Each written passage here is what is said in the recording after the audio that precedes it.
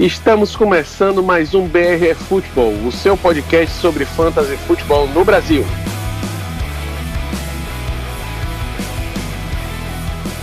E hoje vamos voltar a trazer os destaques da semana que passou, trazer nossas apostas para a semana que vem, falar de jogadores que podem trazer para o seu fantasy o melhor retorno. Fiquem com a gente.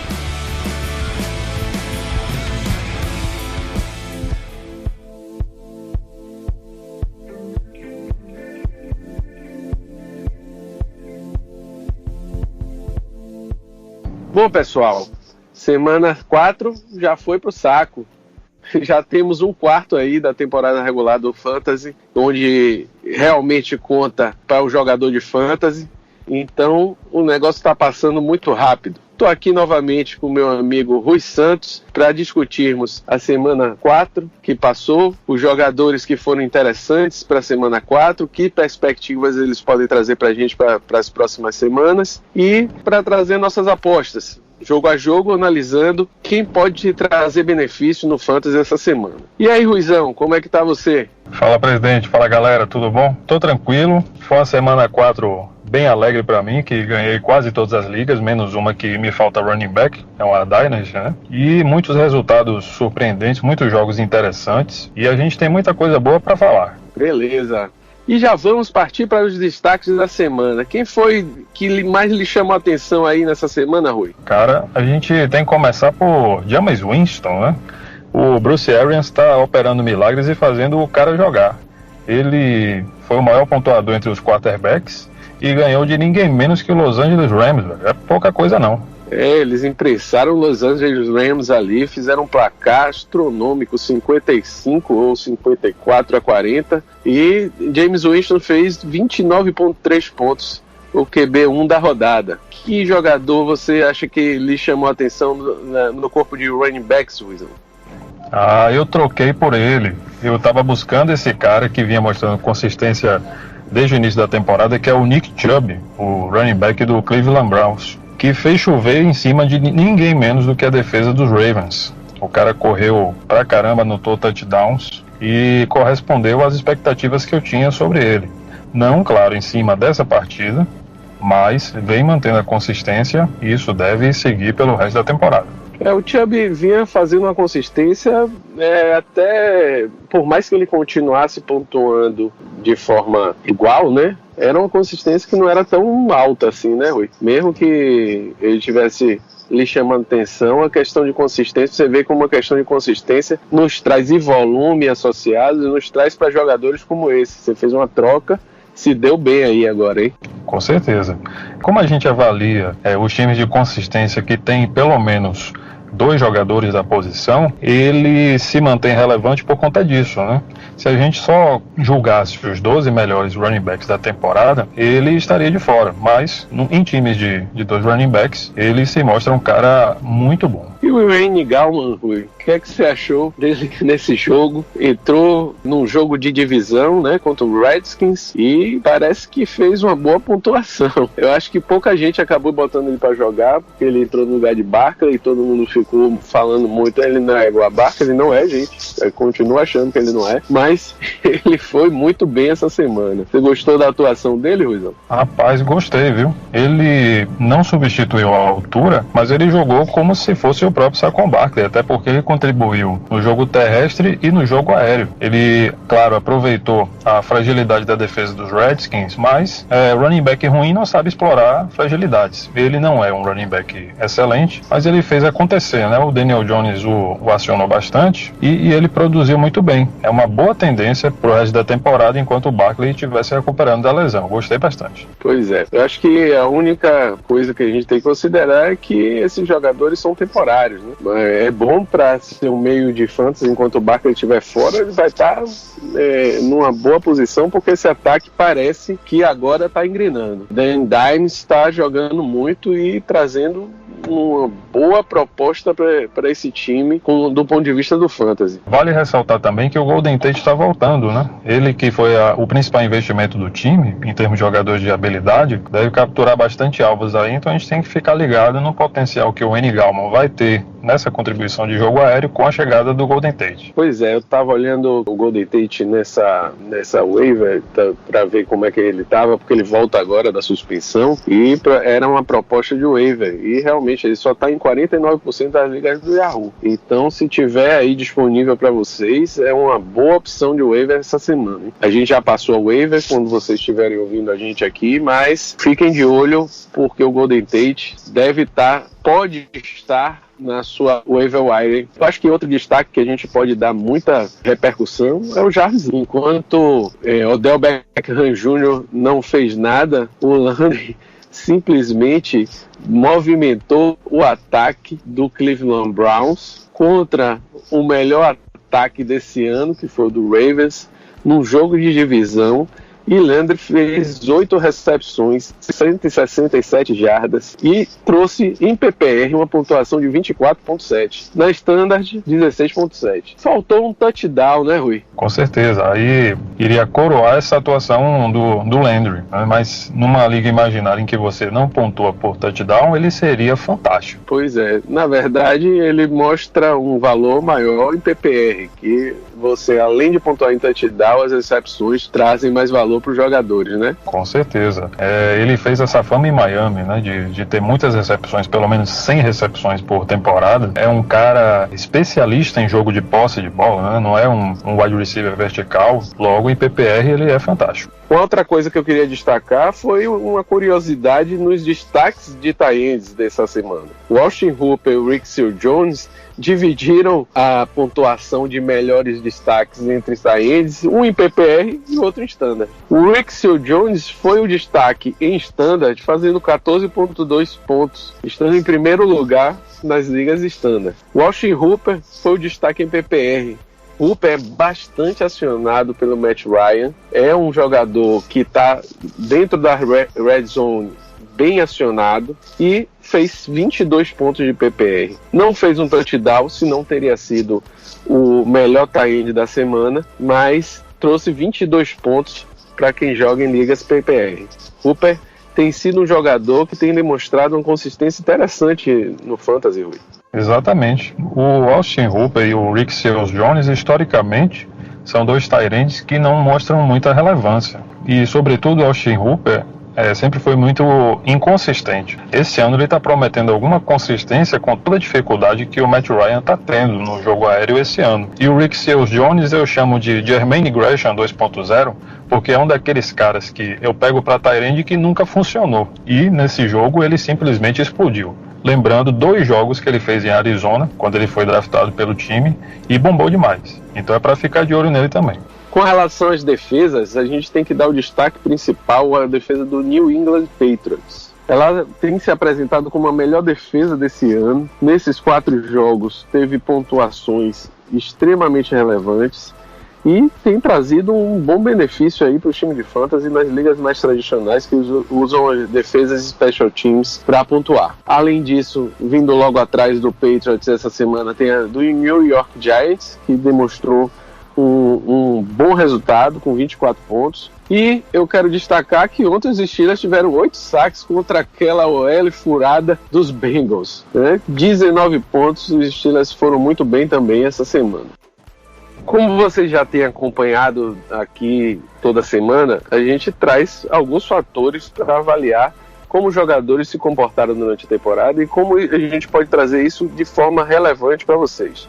Consistência é um fator que a gente tem estudado esses últimos 2 anos e colocado em prática, né, nas nossas análises. E eu queria que Rui trouxesse um pouquinho a explicação desses fatores para a gente poder mostrar para vocês quais são os jogadores que a gente tem visto de forma mais preponderante com relação à consistência. Fala aí, Ruizão. Beleza, presidente. Bom, galera, para a gente entender o que é consistência, primeiro a gente tem que definir de que liga estamos falando. No caso, a gente está falando de uma liga de 12 times, com um quarterback, 2 wide receivers, 2 running backs e 1 tight end, como time titular. A partir disso, toda semana a gente indica se um jogador dessa posição esteve entre os melhores da sua posição naquela semana. Por exemplo, para um quarterback, você precisa ter 12 quarterbacks que são relevantes naquela semana. E se ele foi relevante naquela semana, ele ganha um clutch game, ou seja, um jogo em que ele foi relevante. E a gente soma todos os clutch games ao longo da temporada. Já passaram 4 temporadas e os melhores quarterbacks tiveram 3 ou 4 clutch games. Então ele foi relevante em 3 ou 4 jogos. Pois é, já passaram 4 semanas, né, Ruizão? Porque a gente está pensando que o negócio está passando rápido, tão rápido que está chamando semana de temporada. Mas vamos adiante.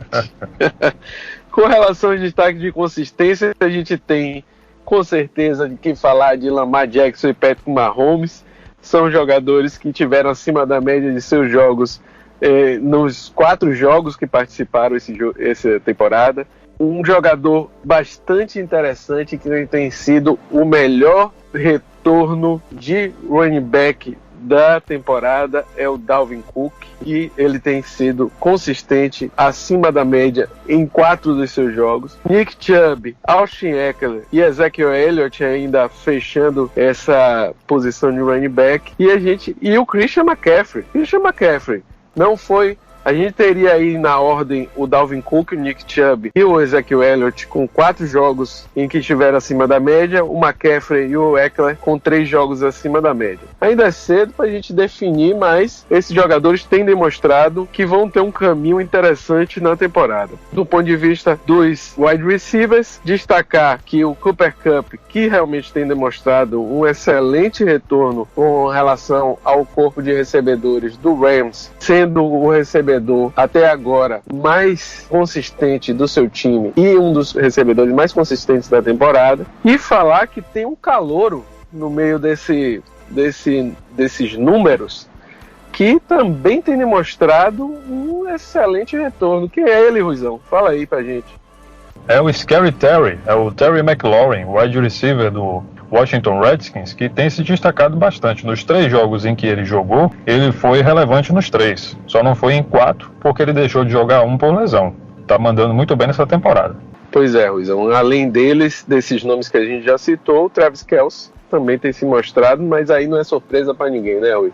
O único cara 100% entre os tight ends na nossa avaliação em ligas standard, esse aí vale muito. Beleza. Com relação ao volume, eu trouxe algumas situações que eu achei interessante destacar, porque não só da semana que passou, mas também da temporada, para a gente ver um pouquinho da dinâmica do que é o volume, né, de como ele pode interferir realmente nessa produção. A gente tem visto que o Chris Godwin tem sido o jogador que tem sido mais proeminente no time do Tampa Bay Buccaneers. Essa semana ele fez uma pontuação muito mais preponderante que o Mike Evans. A gente não vai ver uma competição entre os dois diretamente, mas eles estão dividindo praticamente igual a quantidade de targets, a quantidade de alvos em sua direção, e a gente vai ver que na hora que o jogo se mostrar consistente ou não, é aquela hora em que ele sabe aproveitar esses targets, né, esses alvos. O Mike Evans recebeu 35 alvos até agora, até a semana 3 pelo menos, ele recebeu 35 alvos. O Chris Godwin recebeu 33 alvos. Só que o Mike Evans completou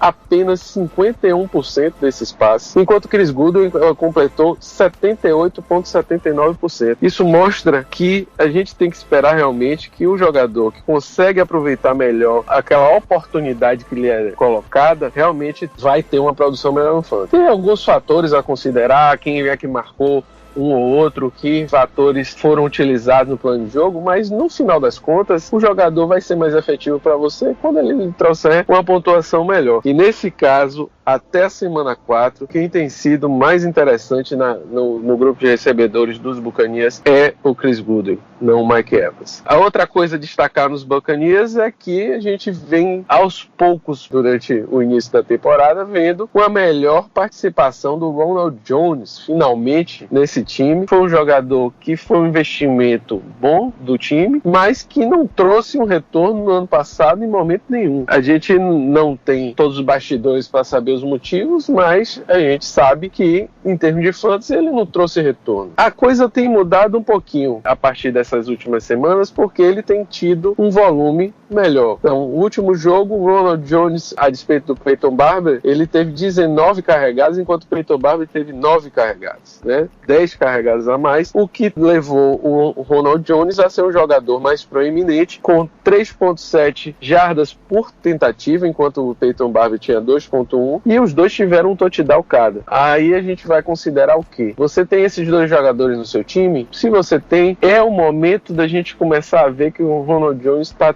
tendo maior participação e pode ser que traga retorno. Em termos de pontuação, ele tem sido razoável, tem produzido alguma pontuação, e essa semana, se eu não me engano, foi a melhor pontuação dele, né, Ruizão? Exatamente. Ele, inclusive, em termos de consistência, né, na nossa análise em cima de ligas standard, ele está com 75% de jogos consistentes. Pois é, então a gente tem que ficar de olho, porque é capaz do Ronald Jones, ninguém está dizendo que o Ronald Jones vai ter uma super atuação, mas um jogador que é o primeiro corredor do seu time, num time que, se continuar demonstrando a resistência que demonstrou, eu não confio muito no Houston, mas o time jogou bem nesse último jogo, então a gente tem que ficar de olho se esses jogadores não vão começar a render mais. Um outro fator que eu quero considerar é o fenômeno dentro do Seahawks. A gente tem um tight end dentro do Seahawks que o Ruizão gosta muito, que é o Will Dissly. A gente tem visto que ele tem sido um jogador interessante para o Fantasy, e se formos analisar a questão do volume dentro do time, até a semana 3, o jogador que recebeu mais atenção do time continuou sendo o Tyler Lockett, mas em segundo lugar, onde se espera muito que seja um outro wide receiver que receba mais atenção, a gente viu que não foi o DK Metcalf isoladamente que recebeu atenção, muito pelo contrário, ele está dividindo muito a atenção com o Will Dissly, que tem sido um alvo recorrente do Russell Wilson. E em termos de targets, de alvos, ele recebeu 24 alvos, o DK Metcalf recebeu 25 alvos, só que o Will Dissly tem 83% desses alvos convertidos em recepções, que podem trazer efetivamente pontuação, enquanto o DK Metcalf tem apenas 40% dessas alvos convertidos em recepções, o que leva a uma pontuação muito menos proeminente. Se a gente for analisar a Red Zone do Seahawks, você vai me dizer quem recebeu mais alvos, Ruizão? Quem é que você acha que recebeu mais alvos no Seahawks, lá na Red Zone? Eu iria dizer para você que o Will Dissly, né? Mas eu já sei que não é isso. Pois é, Ruizão, não é o Will Dissly, não. Parece que é ele, porque o cara recebeu 6 targets na Red Zone, converteu esses 6 targets para 4 recepções e para 4 touchdowns. Ou seja, toda a bola que o Will Dissly pegou dentro da Red Zone, ele converteu em touchdown. Mas ele não é o maior recebedor do time na Red Zone, não. É justamente o DK Metcalf. Ele recebeu 7 targets. Desses targets, quantas recepções você acha que ele teve, Ruizão? Dessas 7 aí, eu diria que umas 3 ou 4. Pois é, Ruizão. Nenhuma. Zero? O Metcalf não pegou nenhum desses targets pra cima dele aí, dentro da Red Zone. Ou seja, se você vai confiar em algum recebedor do Seahawks, que seja o Tyler Lockett, que realmente tem sido o jogador mais acionado do time, mas em segundo lugar ainda é o Will Dissly. Vamos ver daqui pra frente. Claro, a gente sabe que o Metcalf é um wide receiver calouro, então a gente pode esperar bem mais coisa dele daqui para diante, mas no momento o Will Dissly tem sido bem mais interessante. Com relação ao volume, ainda temos a considerar o time do Philadelphia Eagles, Rui. Essa semana a gente viu o Jordan Howard ser bem mais acionado pelo time. Foi um jogo interessante, né? Um Sunday Night bem interessante. E o Jordan Howard se mostrou como um verdadeiro corredor. principal do time. Eu acho que ele ainda não é para ser considerado um running back principal. Se você for ver, ele dividiu as carregadas, ele não teve tantas carregadas a mais, nem foi tão mais proeminente em termos de corridas que o Miles Sanders. Ele teve 15 tentativas de corrida, enquanto o Miles Sanders teve 11 para 87 jardas por Howard e 72 jardas por Miles Sanders. O aproveitamento das jardas nas corridas para o Miles Sanders foi de 6,5 e para o Howard foi de 5,8 jardas por tentativa. Então, eles estão se equiparando do mesmo jeito com relação ao jogo corrido. O que é que fez diferença? Duas coisas. O fator do Howard ter sido acionado mais perto da end zone e ter convertido isso em touchdowns. Converteu para 2 touchdowns de corrida. E, pasmem, porque Howard sempre é considerado como um running back que não tem valor para o jogo de recepções, o jogo aéreo, e ele teve 3 recepções para 28 jardas e 1 touchdown, com uma média de 99,3 jardas por recepção. Então, o que é que a gente pode considerar disso aí? É um jogador que já mostrou alguma coisa de muito bom em algum momento, é um jogador que tem sido bastante criticado por conta de não ter uma atuação tão bem desempenhada do ponto de vista do jogo aéreo, que tem sido muito cobrado dos running backs hoje em dia, mas é um jogador que pode trazer retorno. Agora o Jordan Howard vai trazer o retorno e vai ser o bell cow do Philadelphia Eagles e é ele que você vai botar inclusive como titular. Calma, o jogo não dá para decidir tudo, porém é pra gente ficar de olho, e não é só por causa dos números que a gente está aparecendo. Nessas horas a gente não tem que analisar só número, a gente tem que analisar a fita, ver o que é que o jogador realmente fez em campo. O que eu vi nesse jogo foi que o Jordan Howard se tornou, daquele momento em diante que ele começou a produzir, no jogador que o time escolheu, pelo menos naquele momento, para ser o seu principal corredor. Ele foi mais efetivo por isso também. Então, se isso vai continuar acontecendo, ainda é uma incógnita, mas a gente tem que ficar de olho. Com relação ao plano de jogo, Ruizão, a gente tem que destacar o Austin Ekeler, que foi com relação a um plano de jogo que foi negativo para o Miami e muito positivo para o Chargers, e o Austin Ekeler se destacou que ninguém pensou nem em colocar o Melvin Gordon. Eu não sei se eles não quiseram colocar o Melvin Gordon com medo de Melvin Gordon já se machucar no primeiro jogo de volta, mas o fato é que Melvin Gordon acabou não sendo nem necessário nesse jogo. O Austin Ekeler mais uma vez brilhou. A outra coisa que eu quero destacar com relação ao plano de jogo é um plano de jogo negativo, né? Um time que está correndo atrás do placar faz com que o jogo aéreo realmente se torne a sua principal forma de pontuar. Se a gente for considerar o plano de jogo que o Buccaneers obrigou o Rams a fazer, você vai ver que isso vai ipsiliter com o que a gente sempre vem batendo. Porque num plano de jogo negativo, o time vai buscar jogo aéreo. Jardas por mais jardas cada vez que tiver uma tentativa, o jogo aéreo que te dá isso. Não obstante, o que aconteceu foi que Todd Gurley resumiu-se, ele e Malcolm Brown, nesse jogo, a apenas 5 carregadas, Wilson. O jogo se desenvolveu todo no jogo aéreo. O time correu atrás, realmente não deu para alcançar, mas o Robert Woods foi a peça fundamental, além do Cooper Kupp, porque os dois trouxeram eles juntos 285 jardas do jogo aéreo. O Brandon Cooks até que tentou fazer uma parcela de participação, mas ele só trouxe 71 jardas. A gente vai ver o que eu acabei de falar com relação ao Todd Gurley ter 5 carregadas. Apesar das 5 carregadas que ele teve, que só produziram 16 jardas, Todd Gurley teve 7 recepções que produziram 54 jardas. Então você pode ver que o time voltou o seu jogo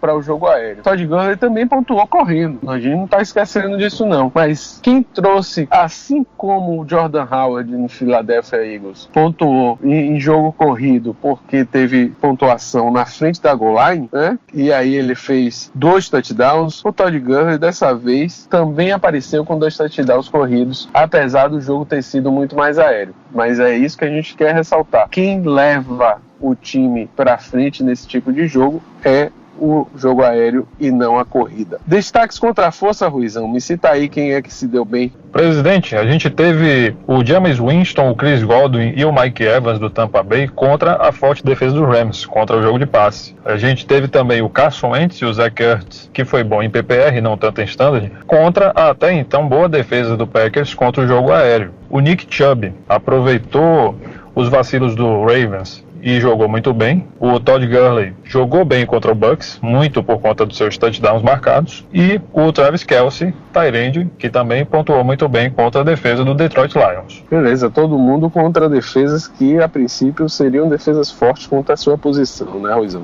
Isso. Quais são os sleepers que você quer destacar essa semana, grande Rui? Marcus Mariota voltou a atuar bem depois de muito tempo.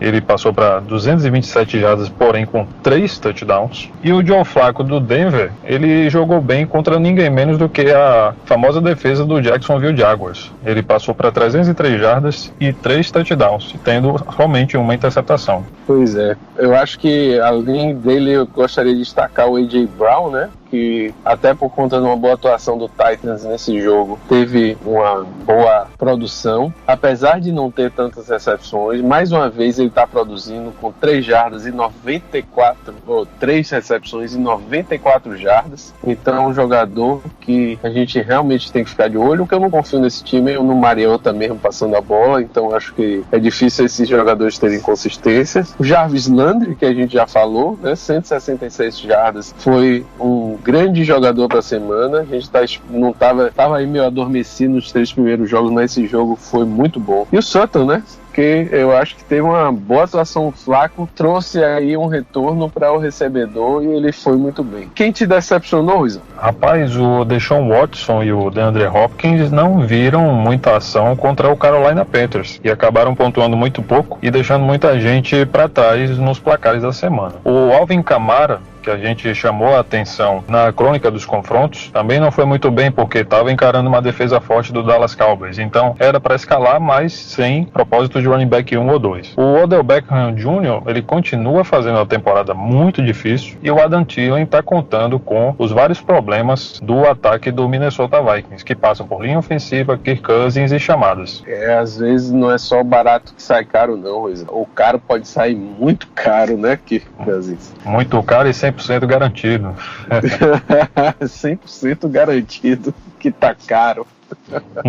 Bora ver aí, porque o Adam Thielen é uma grande promessa e eu não tô vendo esse retorno justamente porque o Kirk Cousins está falhando muito. A única coisa boa desse time é o Dalvin Cook, viu? Com certeza. O Cook é muito bom, viu? O Cook é bom demais. Beleza, Ruizão. Vem cá, você tinha aí seu Jordan Howard essa semana, deixou ele no banco, ficou triste. Como é que foi? Rapaz, como um torcedor da NFC Norte, um anticlubista, eu tenho aquele histórico de que o Jordan Howard é um cara ceguinho, né? Que não pegava passe, não fazia coisa alguma. Eu deveria ter me lembrado que o Jordan Howard, ele estava ali numa categoria de running backs 1 contra a defesa do Packers, que permitiu muito ponto pro Dalvin Cook, pro Philip Lindsay, que fez um começo complicado de temporada.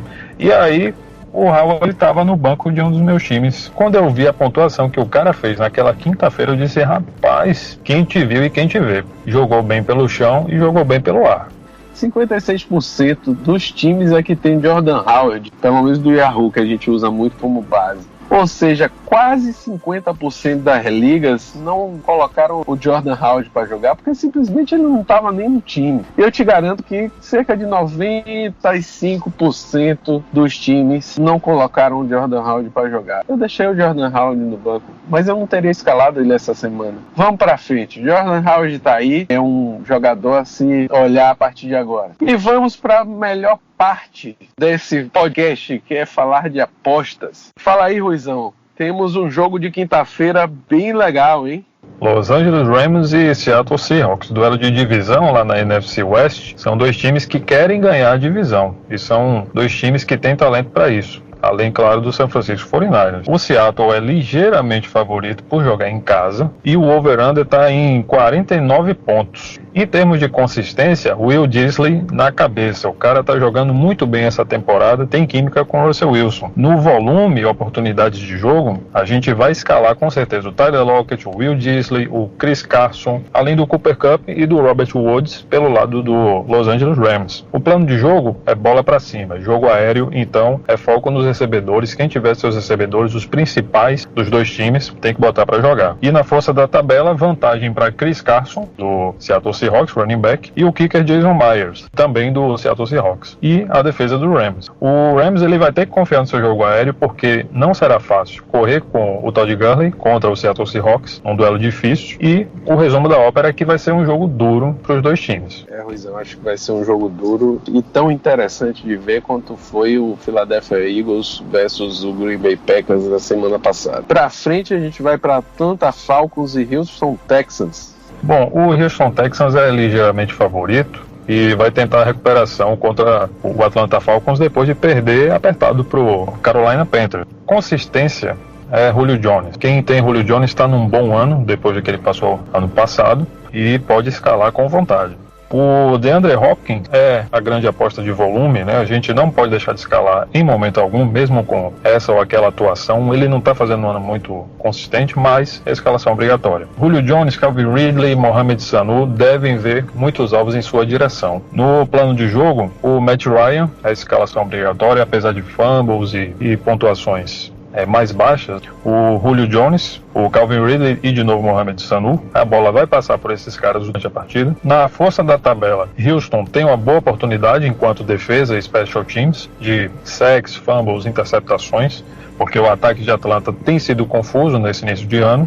E é um jogo difícil para Deshaun Watson e para DeAndre Hopkins novamente, que apesar da defesa do Falcons estar um pouco desfalcada, né, no caso do Keanu Neal, que a gente já falou também nas crônicas, é uma defesa que é costumeiramente forte. Vamos apostar nos dois com ressalvas. A única esperança de quem tem Deshaun Watson e Hopkins para esse jogo é que o Houston faça um jogo muito bom, porque está dentro de casa, para ver se o Hopkins se sai bem. Dessa vez o Bengals joga em casa, né, Ruizão? Vai ter uma vantagem aí sobre o Arizona Cardinals, me parece que é o favorito, principalmente porque está jogando em casa, com dois times bem baleadinhos. David Johnson deve manter uma consistência, ele fez 3 jogos muito bons aí, desses 4 últimos jogos, eu acho que é ele que vai dar essa toada desse jogo. Deve ser um jogo que vai aproveitar bem a parte do jogo corrido, por conta do Arizona Cardinals, porque pelo ar vai ser um pouco mais difícil, acredito, né? O Bengals está jogando muito mal. Aí a gente vai ver quem é que pode ser proeminente nesse jogo. Tem Joe Mixon, bora ver se Joe Mixon não tá trazendo nada de pontuação de fantasy, tá sendo um jogador bem decepcionante durante a temporada. Esperar que consigam mover as correntes aí com Tyler Boyd e John Ross do ponto de vista do Bengals. Acho que do ponto de vista do Arizona Cardinals, eu só confiaria no David Johnson nesse jogo, viu, Rui? Não parece ser um jogo que eles também vão ser tão proeminentes assim, ainda mais jogando não tão bem e dentro da casa do adversário. Na força da tabela, a gente pode esperar que o Tyler Eifert faça um bom jogo, porque a defesa adversária não é uma defesa tão boa contra tight ends, nem contra kickers, então o Randy Bullock pode ser uma boa opção. Do ponto de vista do Arizona Cardinals, é uma defesa que dá boa pontuação a running backs, então vou esperar que seja o David Johnson uma boa opção para o jogo. O Panthers agora recebe o Jacksonville Jaguars. Olha, são duas equipes que não estão essa Coca-Cola toda, como a gente costuma dizer aqui, né? Mas o Carolina é ligeiramente favorito nas casas de apostas com vantagem de -3 pontos. E o over-under promete cerca de 41 pontos nessa partida. Nada mal. Em termos de consistência, Christian McCaffrey, obrigação. Running back 1, ele fez 3 em 4 partidas muito boas, de running back consistente. Volume de jogo, a gente pode apostar no DJ Chark, que é o alvo de longa distância do Gardner Minshew, e o Leonard Fournette, que correu mais de 200 jardas. O bicho é um trator, tá jogando muito, e tem sido relativamente consistente também nessa temporada. No plano de jogo, o DJ Chark pode receber até mais recepções do que o normal, e ser, além de um alvo em distância, ser um cara de posse de bola também. E a força da tabela privilegia o jogo do Leonard Fournette, já que o Carolina Panthers tem permitido boas pontuações ao running backs, e o kicker Josh Lambo pode fazer uma boa pontuação também. O Washington Redskins vai receber nada menos que o New England Patriots. Tudo bem que tá jogando dentro de casa, mas o time tá com um over-under de 44, porém um favorito pro Patriots com 15 pontos de vantagem. O Dorsett não tem sido necessariamente um jogador extremamente consistente, mas ele entregou 25 pontos no primeiro jogo de standard e 18 no terceiro jogo. As outras participações foram menos proeminentes, mas esse time tem uma rotatividade de jogadores que não dá para confiar em ninguém diretamente, mas dá para pensar que eles podem fazer uma boa pontuação. Acho que o Dorsett seria a minha aposta de uma boa pontuação para esse jogo. Um jogo em que o Sonny Michel vai ter que se provar, porque é um jogador que tem sido muito pouco efetivo nos últimos jogos. Ele tem 2,79 jardas por tentativa apenas. O White é que tem tido algum valor no PPR. A gente tem que ficar de olho, viu, Rui, a partir dessa semana, nessa atuação do Sonny Michel e ver se o Damian Harris não tá por aí, solto. Pode ser uma boa aquisição caso o Sonny Michel não vá bem de novo. Do lado do Washington, McLaurin, como o time vai estar indo atrás do placar, é o único jogador que a gente pode ter consistente. A gente tem que ver ainda quem vai ser o quarterback, né? Porque já botou o Dwayne Haskins para jogar esse jogo. O treinador disse que estava na dúvida quem seria o quarterback principal para o jogo seguinte, então vamos ficar de olho aí. Mas eu só apostaria no McLaurin do ponto de vista do Redskins. Com relação à defesa, acho que é mais uma semana em que a defesa do Patriots e vai trazer muita alegria para quem tiver eles na sua liga. Passando adiante, a gente vai para Chicago Bears, Oakland Raiders, Ruizão. Olha, o Chicago é mais uma vez favorito, né, depois de vencer o Minnesota Vikings e não tomar nenhum TD. É uma defesa incrível mesmo. Um over-under de 41 pontos. Ou seja, eu imagino que esse jogo deve ser parelho, que o Bears e o Raiders devem trocar pontuações. Mas o Bears tem a vantagem da sua defesa ser uma daquelas que produzem pontos entre as equipes da NFL. Não temos destaques de consistência, então a gente não tem visto entre os jogadores alguém que faça muitos pontos, pelo menos na nossa avaliação de standard. O Tyrell Williams seria esse cara no PPR, mas não tem sido tão consistente assim. Volume de jogo, Allen Robinson, Taylor Gabriel, Tariq Cohen serão muito buscados pelo Chase Daniel, que deve ser o quarterback que deve jogar, enquanto o Mitch Trubisky se recupera de uma lesão no ombro, e o Josh Jacobs, pelo lado do Oakland Raiders, deve encontrar muitas oportunidades de correr ao longo da partida. No plano de jogo, como a gente já citou, os recebedores dos Bears vão ser muito acionados para que o time consiga aproveitar tudo aquilo que a sua defesa faz de bom. Pelo lado do Oakland Raiders, com certeza a gente vai passar por Darren Waller, o tight end, e Tyrell Williams, esse wide receiver que aproveita aquele volume gap enorme que já discutimos antes. E na força da tabela, o Trey Burton, tight end do Chicago Bears, pode se aproveitar de uma deficiência da defesa do Oakland Raiders contra a posição de tight end. O Pittsburgh Steelers, depois de receber o Bengals no jogo de divisão dentro de casa, vai receber dessa vez o Baltimore Ravens. Será que o Pittsburgh vai conseguir fazer com o Ravens o que fez com o Bengals, Rui? Rapaz, vai jogar em casa,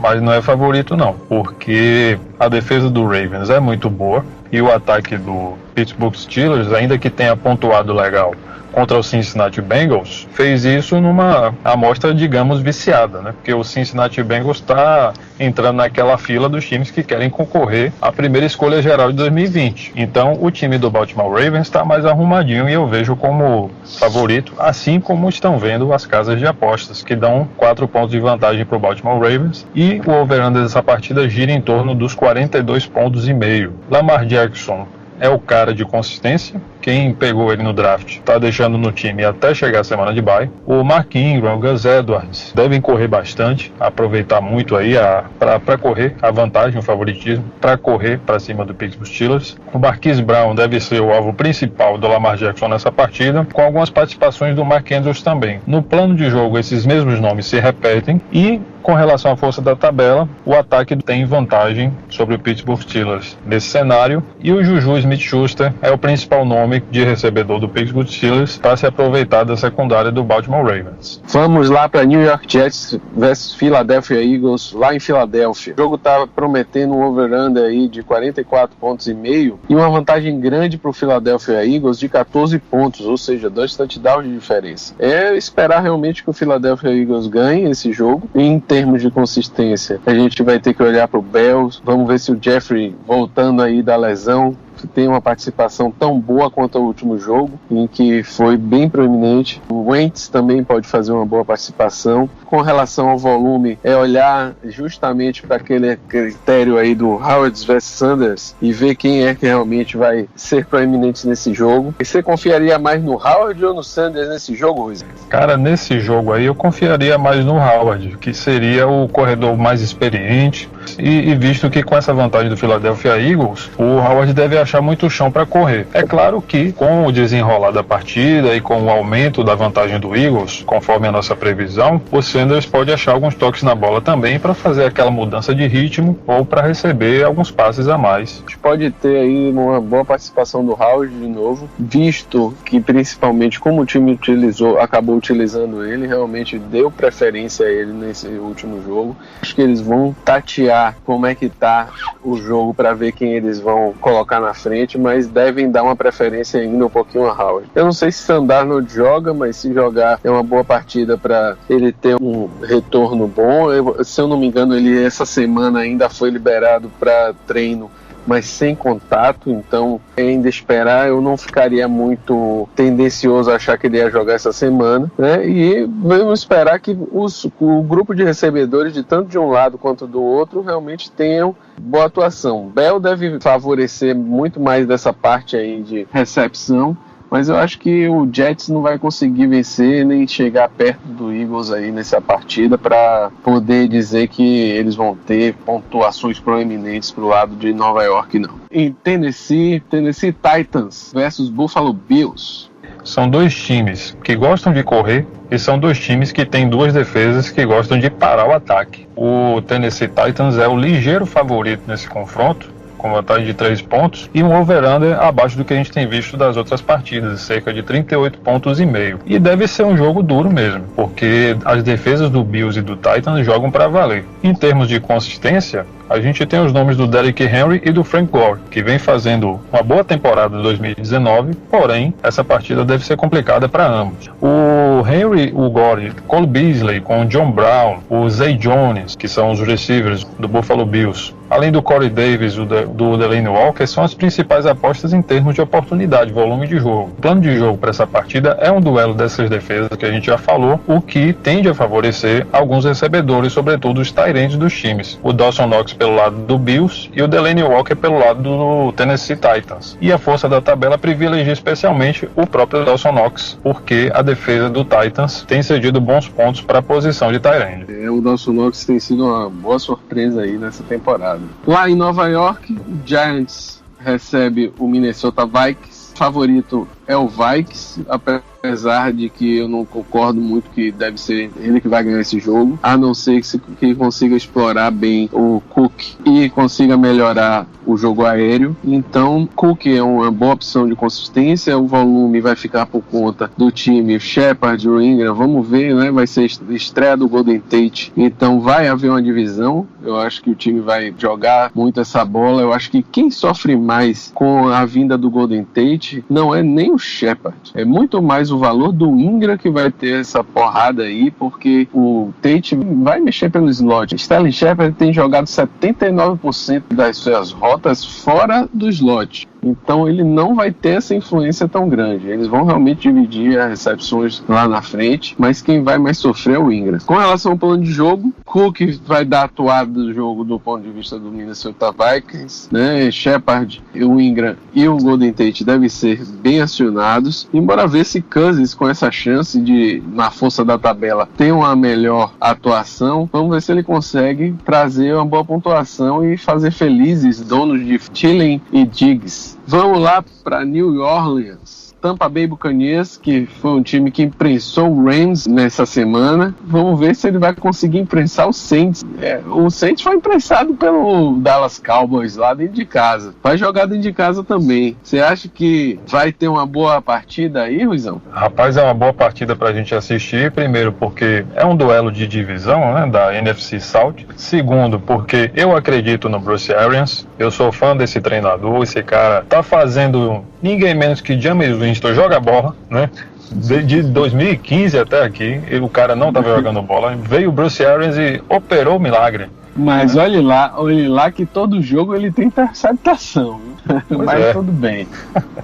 Tem interceptação, mas o Bruce Arians está dando um jeito de fazer ele enxergar o Chris Godwin e o Mike Evans e fazer a coisa acontecer, né? Por falar em Tampa Bay Buccaneers, o Ronald Jones é a nossa opção de consistência aqui, o cara que foi bem em 3 de 4 partidas no Standard. Em termos de volume de jogo, tem muita gente para a gente colocar em campo nos nossos times de fantasy, né? A começar pelo Alvin Kamara, pelo Michael Thomas, pelo lado do Saints, o Jerry Cook também está rende do Saints, Chris Godwin, o Ronald Jones e o Mike Evans pelo lado do Tampa Bay Buccaneers. O plano de jogo é a gente ver 2 defesas pesadas, de gladiando a partida inteira. Então a gente vai ver muita oportunidade no campo ofensivo sobrando para os tight ends, o Jared Cook e o Cameron Brate pelo lado do Tampa Bay Buccaneers, já que o O.J. Howard vem tendo um ano muito complicado. E na força da tabela, Jameis Winston, o Mike Evans e o Chris Godwin têm uma boa oportunidade contra o Saints, enquanto pelo lado do próprio Saints, o Jared Cook é que tem uma boa deficiência defensiva para explorar. O Denver Broncos vai para casa do Chargers e vai encontrar uma barreira pela frente, porque o Chargers deve fazer frente a esse jogo. O Broncos não tem tido uma boa atuação nessa temporada, nem no ataque, nem na defesa, apesar do ataque ter ido bem nessa última semana.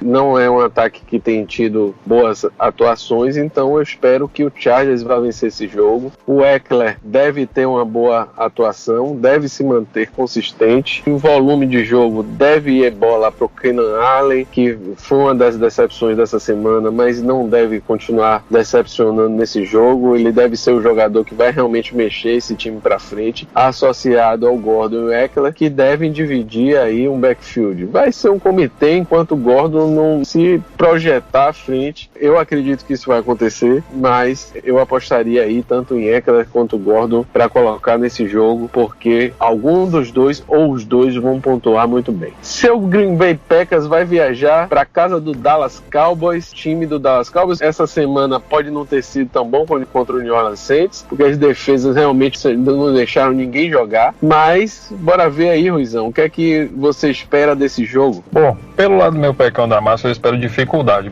A gente vai enfrentar uma defesa muito boa, muito bem estruturada e um ataque que engrenou desde a segunda metade da temporada passada, quando trouxe o Amari Cooper. Deixou tudo certinho, combinado, e o Dallas Cowboys é um dos grandes favoritos da NFC nessa temporada. Ele é favorito por menos 3,5 pontos e um over-under, segundo as casas de apostas, de 47 pontos. Eu não imagino o Packers vencer esse jogo, a menos que a defesa endureça contra o jogo corrido, o que é difícil quando o Dallas Cowboys tem ninguém menos do que o Ezekiel Elliott, que é o nosso nome de consistência, junto com Aaron Jones. Esse aí deve encontrar alguma dificuldade, porque lá tem Leighton Van Der Esch, tem Jalen Smith e outros caras para segurar bem o jogo corrido. Volume, Ezekiel Elliott com certeza, Amari Cooper deve ver muitos alvos, o Randall Cobb está aí para comprovar ou não se a lei do ex funciona na NFL, e pelo lado do Green Bay Packers, a gente não sabe se o Davante Adams volta essa semana. Se ele não voltar, a gente tem aí Marquez Valdes-Scantling, wide receiver, além do Jimmy Graham como principais opções de volume. No plano de jogo, eu vejo o Dallas Cowboys dominando nas corridas, né?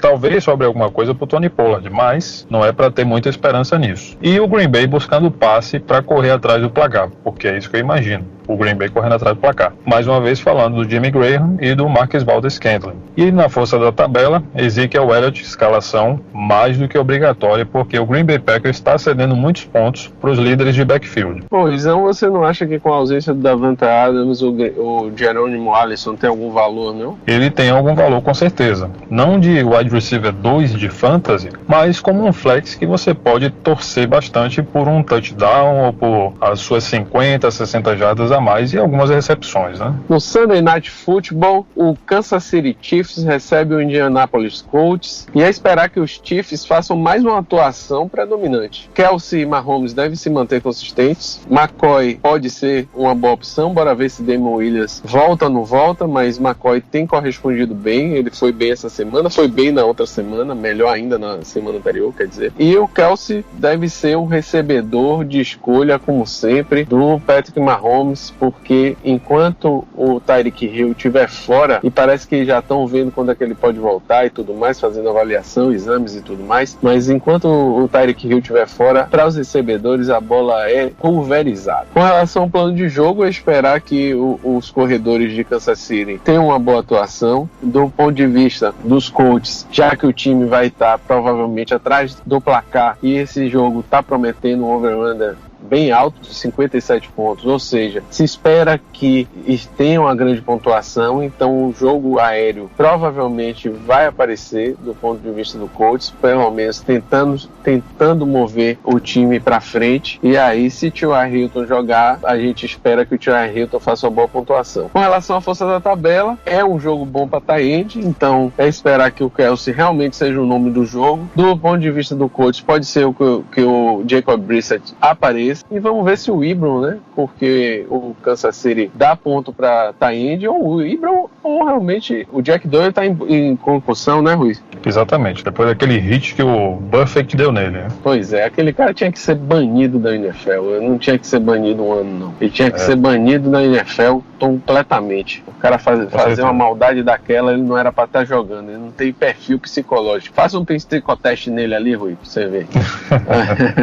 Então esperar que o Ibram possa trazer algo de bom aí essa semana. Ele não tá vindo lá essas coisas, né? Então vamos esperar. E no Monday Night Football temos San Francisco 49ers e Cleveland Browns finalmente. É um dos últimos invictos da temporada, o San Francisco 49ers. Quem diria? Quem diria, né? Candidato a ganhar a divisão NFC West, onde tem Los Angeles Rams e Seattle Seahawks. Coisa incrível. Os caras começaram bem e começaram correndo bem, né? O Kyle Shanahan começou a fazer o ataque engrenar e a defesa está ajudando, né? O San Francisco é ligeiramente favorito, com 3,5 pontos de vantagem em cima do Browns, e o over-under gira na casa dos 48 pontos. Em termos de consistência, é o Jeff Wilson no 49ers que tem apresentado valor pra gente, porque ele tem roubado touchdowns dos outros running backs, enquanto no lado do Browns é o Nick Chubb que tem feito bons jogos, o running back. Volume, tem muitos nomes pra gente citar, sobretudo o Matt Breida, running back do San Francisco 49ers, o George Kittle, que é o tight end, um alvo muito acionado, o Dante Pérez pode ver alguns alvos na red zone e anotar TD. O Jarvis Landry é o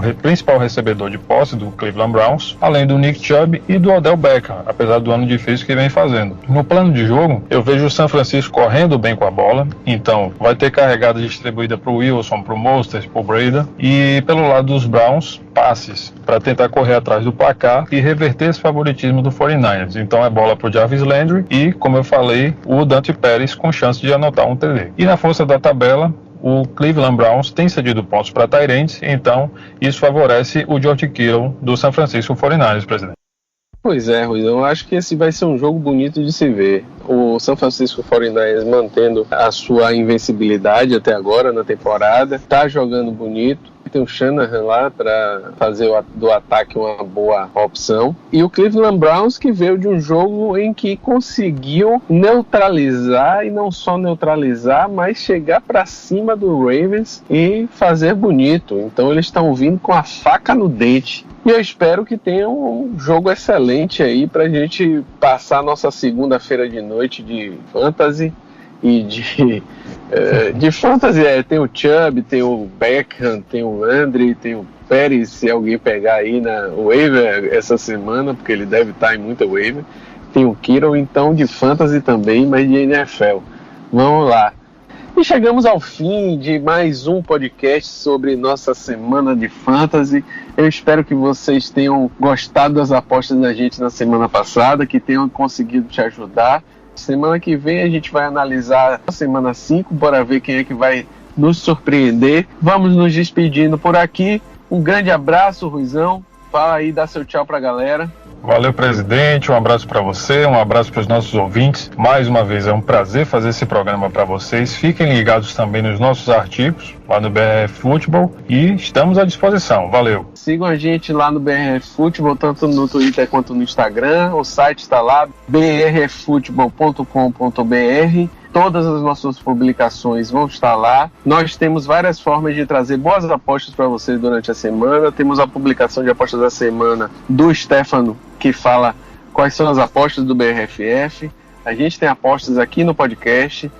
A gente tem as crônicas dos confrontos do Matheus Mendes, que falam de jogo a jogo, como a gente também faz aqui no podcast. Sobre defesas, o Sérgio tem colocado excelentes apostas, o texto dele está maravilhoso, e tem trazido também os sleepers da semana. Então você tem um material aí para te ajudar no Fantasy da melhor forma que a gente conseguir. Um grande abraço e até semana que vem.